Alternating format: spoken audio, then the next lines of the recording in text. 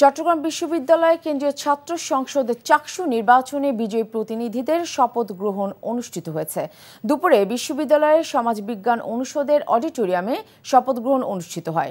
নবনির্বাচিত প্রতিনিধিদের শপথ বাক্য পাঠ করান বিশ্ববিদ্যালয়ের উপাচার্য ও চাকসুর সভাপতি প্রফেসর ডক্টর মোহাম্মদ ইয়াহিয়া আক্তার। অনুষ্ঠানে কেন্দ্রীয় সংসদের 25 জন সদস্য এবং 14টি হল ও একটি হোস্টেল সংসদের 210 জন প্রতিনিধি শপথ গ্রহণ করেন। শিক্ষার্থীদের প্রত্যাশা অনুযায়ী কাজ করার কথা জানান তারা।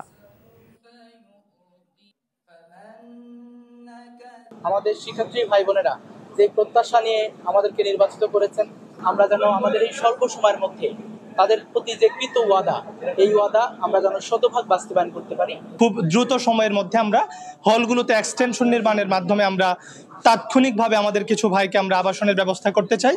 আর দীর্ঘমেয়াদী পরিকল্পনার অংশ হিসাবে আমরা কয়েকটি হল যেন নির্মাণ করা যায়, এই জন্য বরাদ্দটা আমরা পাশ করিয়ে নিতে চাই। বান্ডেল থাকলে প্রতি সেনমানিতে টাকা বাঁচবে। বিকাশ সেনমানি বান্ডেল কিনে জিতুন প্রতি লেনদেনে।